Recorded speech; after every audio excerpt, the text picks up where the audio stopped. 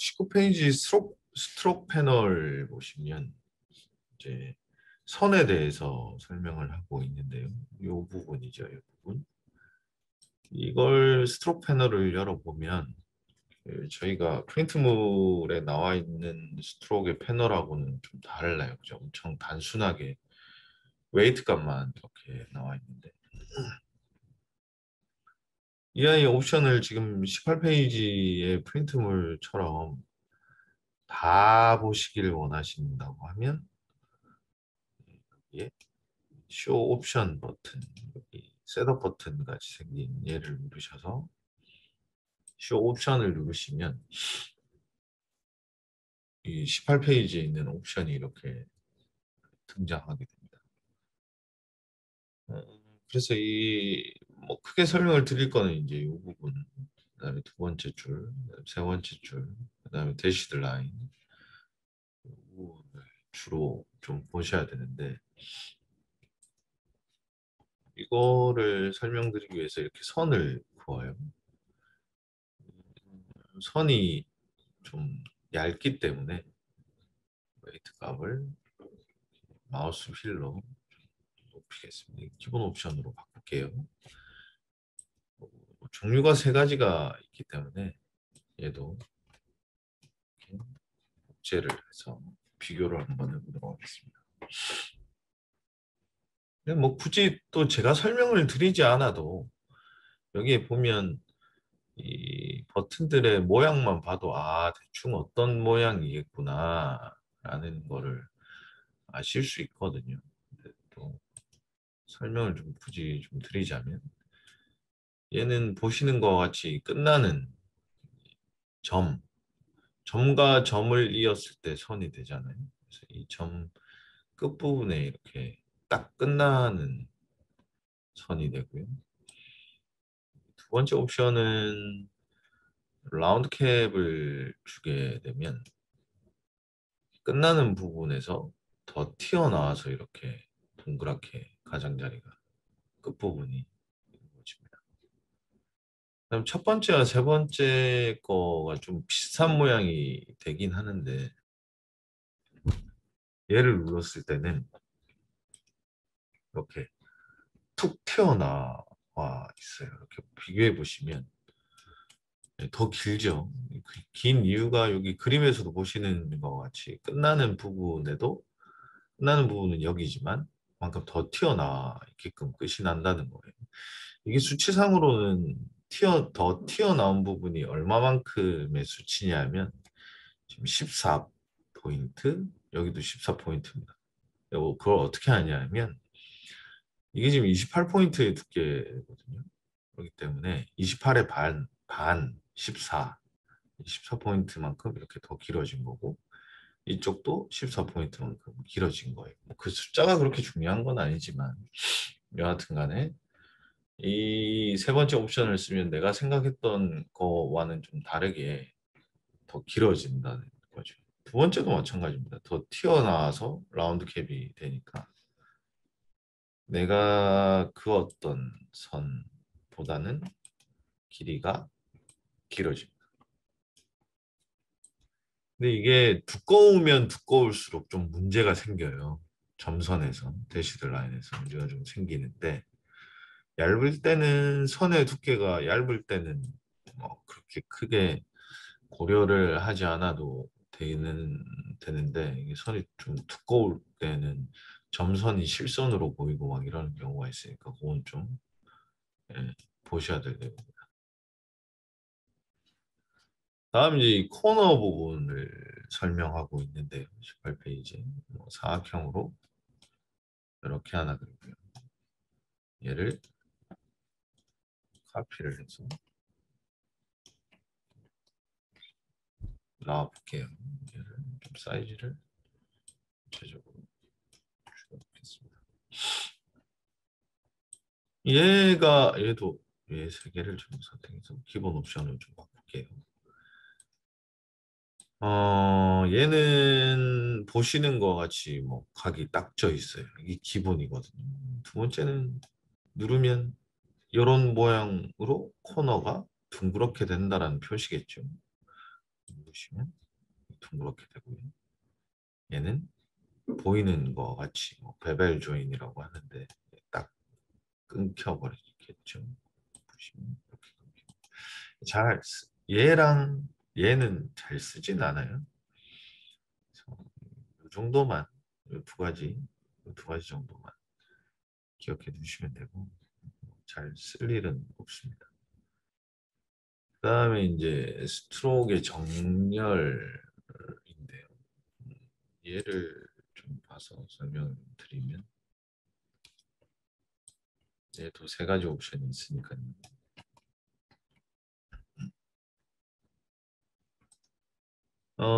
이게 스트로크 여기 보시면 검정색 진한 선으로 이렇게 지나가고 있죠. 가운데를. 이 선의 두께를 뭐 안쪽으로 주겠냐, 바깥쪽으로 주겠냐, 뭐 이런 뜻이에요.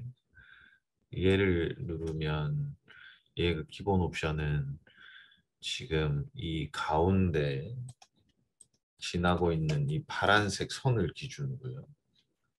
안쪽으로 14포인트, 바깥쪽으로 14포인트. 그래서 합이 28포인트의 두께의 선의 두께를 가지고 있습니다. 얘를 두 번째 아이는 이렇게 눌러보면요. 이 28포인트의 두께가 이 가장자리의 선을 기준으로 안쪽으로만 28포인트 두께를 가진다라는 거죠. 그 다음에 세 번째는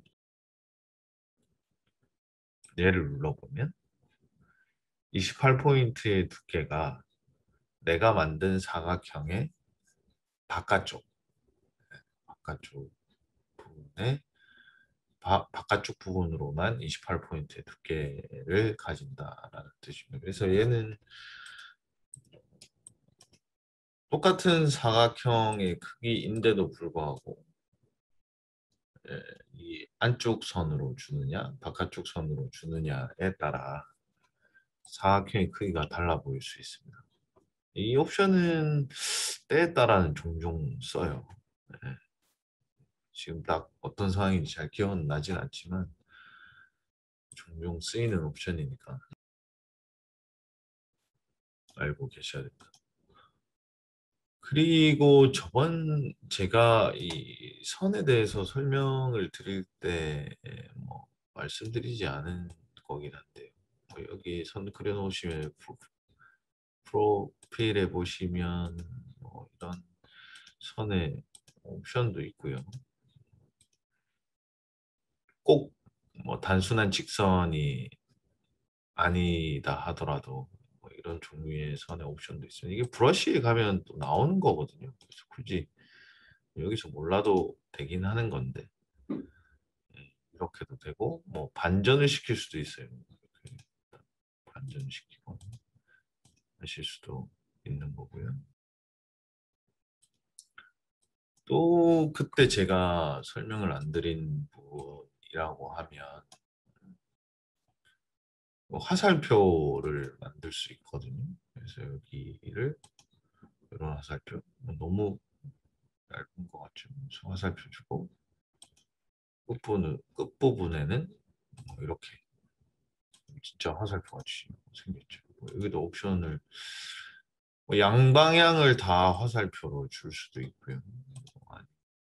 진짜 화살처럼 틀 이런 식으로 변경을 할 수도 있고 그것들의 방향까지도 이렇게 조절하실 수 있습니다.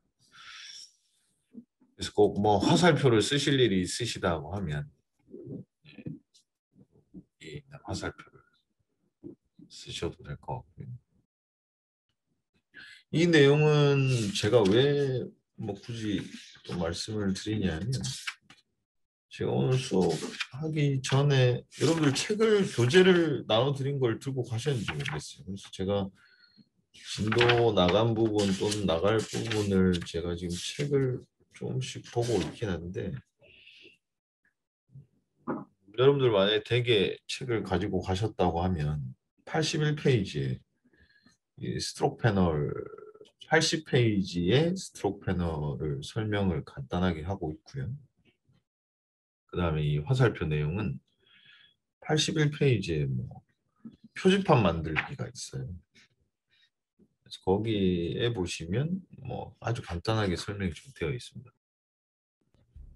그래서 제가 그걸 좀 보고 이걸 이때 그래도 좀 한번 언급해 드리면 좋겠다라고 해서 제가 말씀드린 거고. 다음 이제 대시드 라인 보시면 점선이죠. 제가 그때도 말씀드렸듯이 어, 단순한 점선 직선으로 이루어져 있고 단순한 점선이라고 하면 도형을 이용하시는 게 훨씬 빨라요. 여러분들 아직 뭐 일러스트레이터가 아직 손에 익지 않으셔서 그럴 경우에는 더더욱 예, 이런 식으로 도형을 이용해서 점선으로 예, 만드시면 점선처럼 보이거든요. 지금 이게 너무 커가지고 지금 뭐 점선처럼 안 보일지 모르겠지만 이 아이의 스케일을 좀 줄이면 점선처럼 보여요. 더 작게 점선처럼 보이거든요.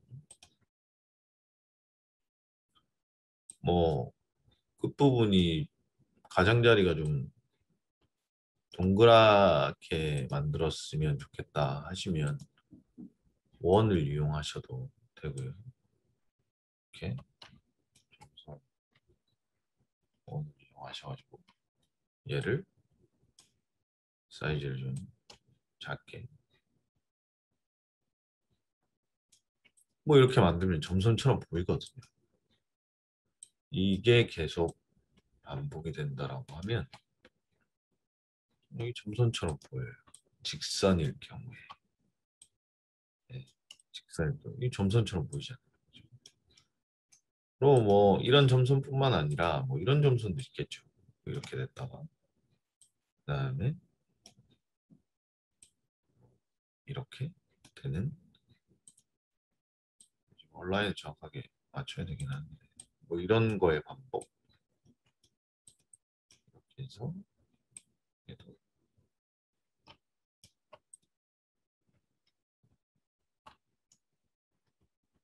이런 식의 반복인 점선도 있을 거예요.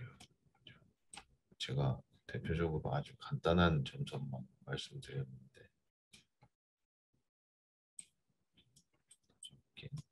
이게 또 계속 반복이 되는 이런 점선이 있을 수 있어요. 근데 이게 직선일 경우에는 저도 사실 대시드 라인 잘 안 써요. 직선일 경우에. 근데 이게 꼭 이런 직선뿐만 아니라 내가 펜툴로 그려놓은 또는 뭐 얘들이 기본으로 제공하고 있는 뭐 별, 동그라미 이런데 여기 가장자리를 선을 점선으로 표시해라고 하면 이렇게 손으로 만들어서 점선으로 하기에는 거의 불가능하거든요. 그럴 때는 꼭 대시드 라인을 써야 합니다. 네. 근데 지금 교재 83페이지를 제가 아까 전에 또 수업하기 전에 잠깐 봤었는데 이 교재 83페이지 제가 책 나눠드린 거 있잖아요. 저희가 거기 보면 예제가 편지지 만들기가 있어요. 그냥 뭐 단순하게 점선으로만 이렇게 쭉쭉쭉 그어져 있어요. 뭐 이런 점선이 뭐 교재가 없으신 분들을 위해서 말씀드리면 이렇게 돼 있어요. 이래놓고 편지지라고 해요. 83페이지 보시면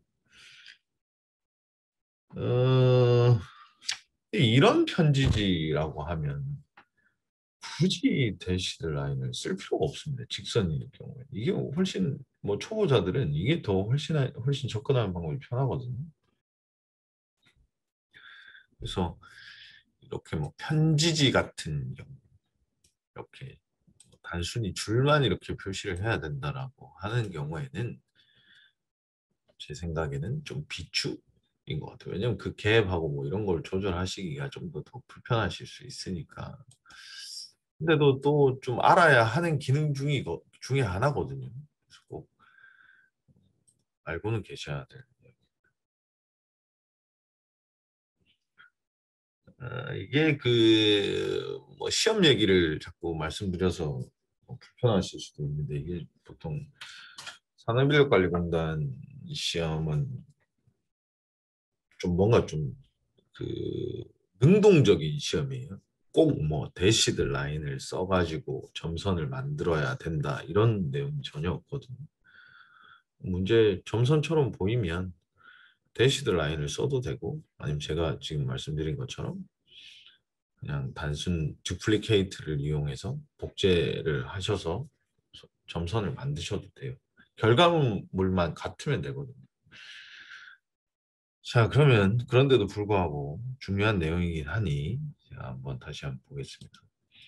일단 뭐 제가 좀 여러분들 보시기 편하게끔 선의 두께를 좀 많이 줘 볼게요. 많이 주는 이유도 좀 있습니다. 주의하시라는 뜻이 좀 있거든요.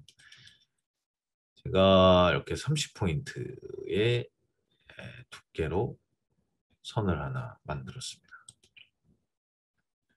근데 이 두께를 가진 선을 이제 점선으로 만들 것이다. 그럼 대시들 써야겠죠, 당연히. 누르면 점선이 돼요. 근데 보시면 이게 대시 갭, 대시 갭, 대시 갭이 있는데 대시가 이렇게 검정색으로 보이는 요것의 길이거든요. 이 갭은 뭐냐면 여기 빈 공간을 갭이라고 합니다. 근데 제가 갭을 주질 않았어요. 첫 번째로. 비어있는 공간에. 갭을 주지도 않았는데. 도 불구하고 점선으로 보이죠. 이게 대시 라인을 체크를 하게 되면 자동적으로 12포인트 대시에 12포인트 갭이 자동 적용이 된 겁니다. 그런데 물론 대시도 조절을 할 수 있죠. 야, 내가 좀 더 점선이 좀 길었으면 좋겠는데 이 검정색 부분이 좀 느리면 늘어져요. 지금 어떤 상황이 됐냐면 24포인트 대시 24포인트 갭이 된 거예요. 근데 이렇게 그냥 놔둬도 되긴 하는데 예를 들어 나는 대시는 24가 마음에 드는데 네가 저절로 정해준 24포인트의 갭이 마음에 안 들 경우가 있잖아요. 그럴 경우에는 여기에 갭을 줘야 됩니다. 그러면 뭐, 야, 갭이 24가 너무 넓어. 그러면 여기에다가 10 주면 갭이 좁아지겠죠. 뭐 또는 24포인트가 기본적으로 제공이 되는데 얘를 더 넓게 갈 때도 쓰겠죠. 지금 24에 35의 갭이 적용이 됐습니다. 더 짧아도 될 거고요. 그죠? 다음 보시면 어, 지금이야 뭐 이런 수준이죠. 지금 위에 제가 듀플리케이트 한 거. 그다음에 요 이런 점선들을 계속 만들고 있는데 제가 이렇게 세 번째로 만든 뭐 짧고 길고 짧고 길고 이런 점선도 있을 거예요. 그럴 때는 세 번째 있는 대시를 더 길게 가리라.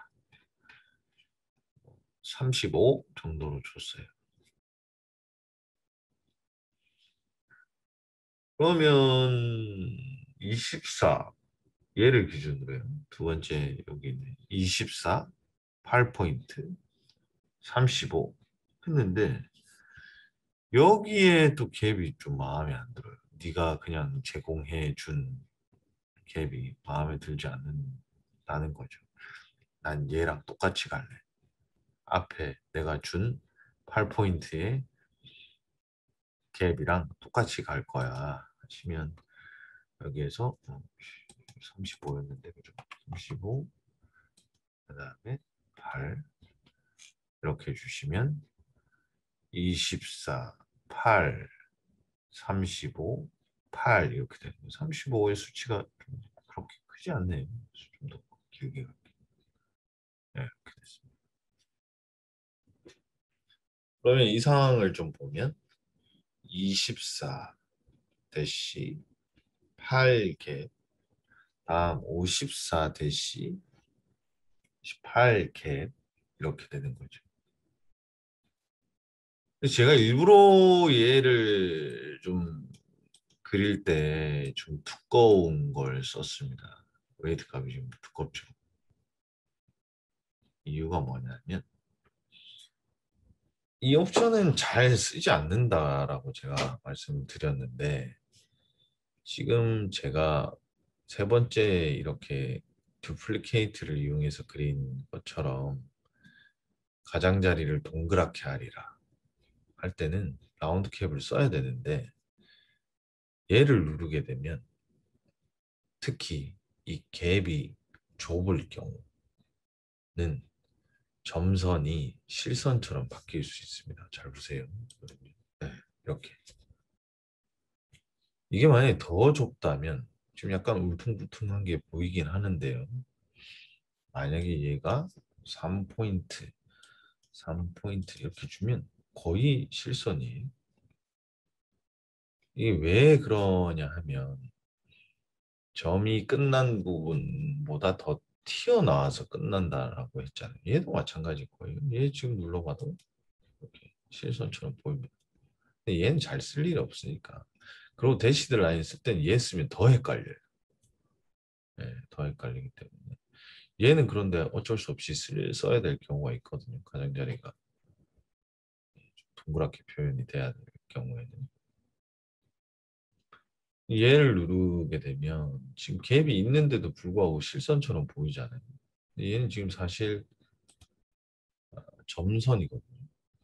왜냐하면 그런데 실선처럼 보이는 이유는 갭이 좁기 때문에.